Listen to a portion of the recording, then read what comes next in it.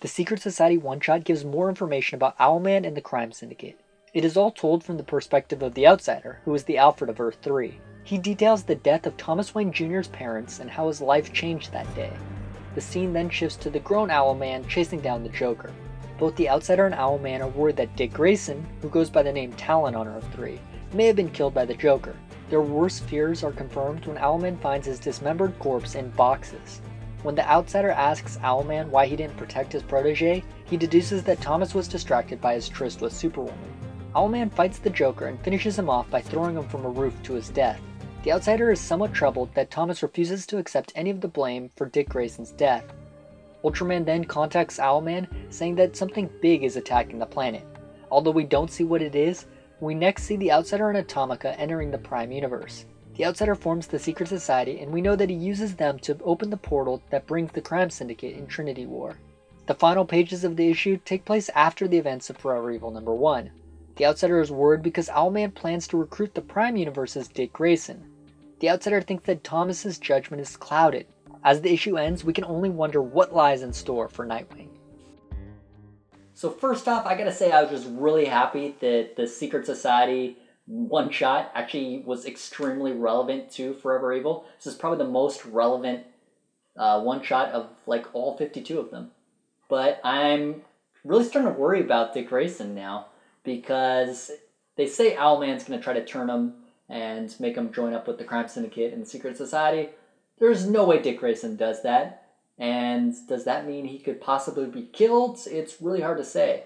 The Outsider obviously wants to kill him because he thinks it's going to make his master, Thomas Wayne Jr., weak, and maybe he'll be the one to actually kill him. Looking specifically at kind of the backstory presented in this issue, though, we learn a lot more about Owlman. First off, it's 100% clear now that Owlman is Thomas Wayne Jr. He's supposed to be Bruce Wayne's brother, so of course his parents were killed in Crime LA as well. He also has an Alfred who we call the Outsider, and he kind of takes up vigilante justice, but he actually has his own security force, which we see a little bit of in this issue. He also kind of has his own sidekicks. We learn in this issue that the Dick Grayson of his world was called Talon, and he was his protege, basically, but he was killed by the Joker. So most of what we see in this issue is Owlman out for vengeance, because he first tracks down what happened to the Talon, and it turns out the Joker, cut him up and put him in these Christmas boxes. But what I find interesting is that once he realizes Dick Grayson is dead, he immediately blames the Joker, whereas I think Bruce Wayne, if Dick Grayson died, would blame himself. Just look at Batman Incorporated. Damian died, and Bruce took it so personally, and he felt like it was his personal failure, whereas Owlman just projects everything outwards. So when he does catch up with the Joker, he kills him. Basically an eye for an eye. That's, I guess, how things work in Earth 3, evil world, that's the rules. And that cuts both ways as well, because his own security forces see a moment of opportunity and actually attempt to kill him right after he kills the Joker. They have like these helicopters and grenades and stuff, and they're just like trying to kill Owlman, but of course they can't, and he kills them. I guess that's what they deserve.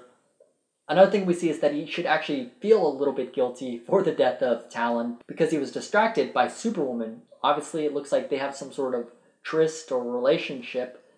Another thing I really found interesting about it is Owlman said when they're having shower sex, he can't see us in here, right? So I don't know who he doesn't want to see them. Would that be, could be the Outsider, could be Talon, or it could be like Ultraman. If it is Ultraman, I think that could create a lot of conflict on their team that the Justice League could actually end up exploiting. Hard to say at this point. But another really interesting thing that Ultraman does is he calls up Owlman and says, there's a new threat attacking our planet. This is serious. Get over here. And I think that's what is going to end up destroying their planet, because at the end of Trinity War, they said they had to go to the Prime Universe because their universe was destroyed and they couldn't live there anymore. This issue really gave us the most insight into the crime syndicate and probably the most relevant information moving forward in Forever Evil. So if I had to give a grade to Justice League 23.4, I would give it a 4.5. Again, it just comes back to relevance. My biggest problem with Villains Month in general is that so many of the stories were irrelevant to the larger DC universe. So that's why I gotta give this one such a high score. Thanks for watching this review. Kurt's gonna be back next week, but before then I got a question for you guys. What do you think is gonna happen to Nightwing? Will he die? Will he turn evil? Will he get saved? Something else? Leave your answer below in the comments, and if you like this video, please give us a thumbs up.